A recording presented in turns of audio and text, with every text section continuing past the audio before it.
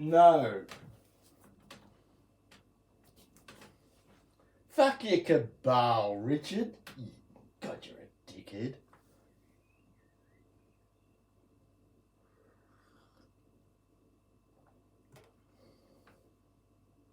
Yeah.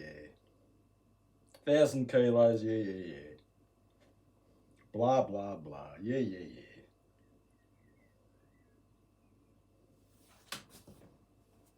Well, I'll tell you what, Richard. Since I am sick of hearing your fucking pathetic voice, whinging, whining, moaning, consoling, just so I can get on with my work, Richard, this should shut you up.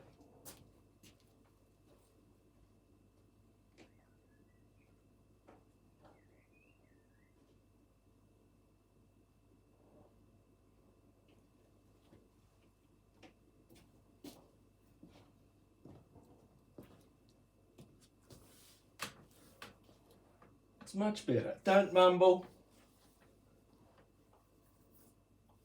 Not going to break your teeth.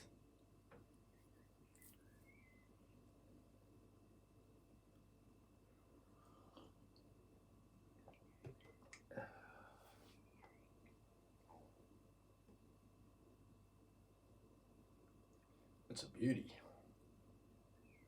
Liking that one.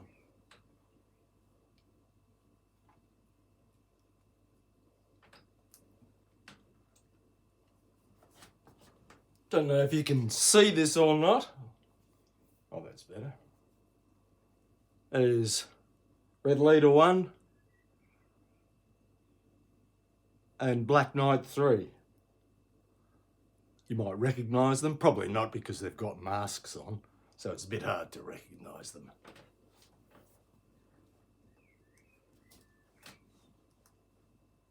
Narrative, pre-engagement, priming. Prepping a target for manipulation for later use. The shaping of a target's perception, emotion and expectation before a critical interaction or planned engagement, preparation of persuasion. The operative introduces cues, stories and context that subtly influence how the target interprets what comes next. So your later encounter lands on familiar ground, giving you an edge. The target doesn't feel manipulated, they feel understood. In covert operations, that distinction determines whether you get compliance or resistance, rapport or suspicion. This skill is where psychological operations, PSYOPs, behavioural influence and interpersonal tradecraft meet. It's how you position the board before the decisive move. To steer behaviour, shape belief. To shape belief, set context. The groundwork, how narrative priming takes hold. Before you can apply this strategy, you need to understand what makes it function beneath the surface. This technique doesn't rely on clever phrasing or theatrical deception. Its focus is preloading perception. You're setting mental context before a single word of the main exchange is spoken, like laying down terrain before the battle.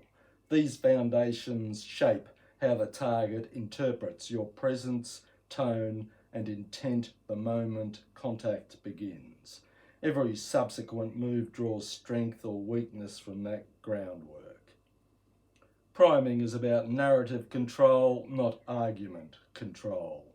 You seed small, believable storylines or context points that shape how the target interprets reality when you finally engage.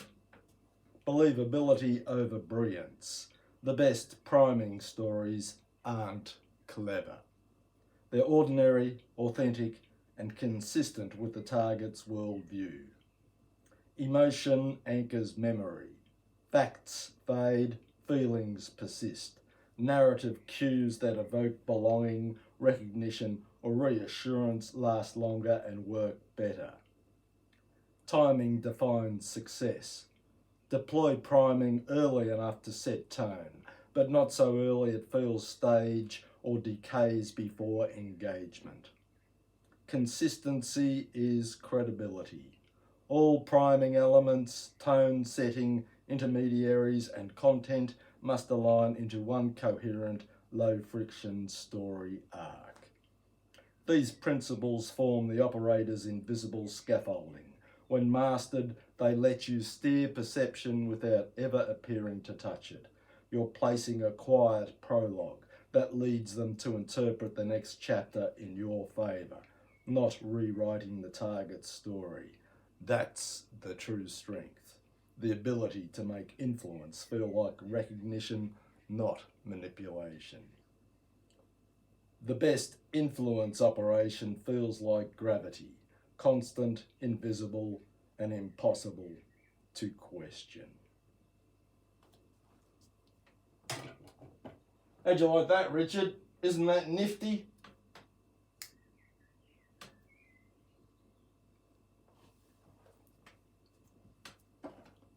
I hear there's a bit of tension down in the big smoke, bit of angst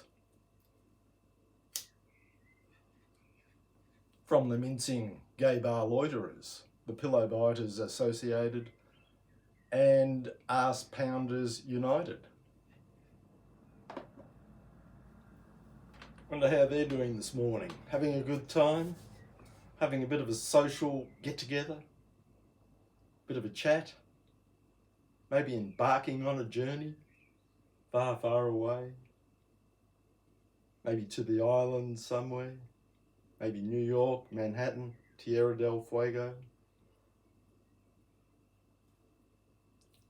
Some distant shore, deserted island, remote canyon, isolated cave. They're good places to go. Hide out for a while, get your act together, meditate, all those good things. Though it's much quieter around here these days, or at the moment, much quieter. Very pleasant. Sit back and enjoy the birds singing in the morning, sun coming up, sound of Richard mumbling. Probably won't be mumbling for that much longer, but we'll see what happens.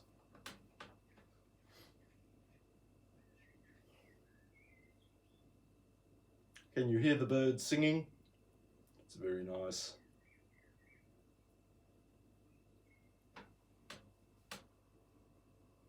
Anything else happening down in Melbourne? What's happening down there this morning? Are there any insect killers up there down in Melbourne? Are there any skink slayers, perhaps? Losers.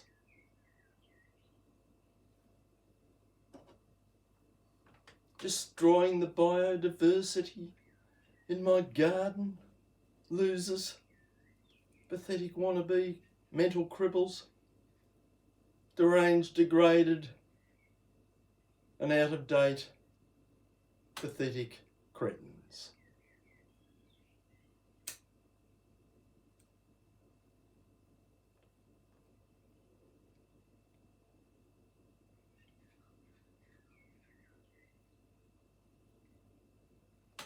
Probably the best thing that you can do is turn yourselves in. Get rehabilitation, get off the pipes, maybe take up some religion. But that's all for now, losers. Bye-bye.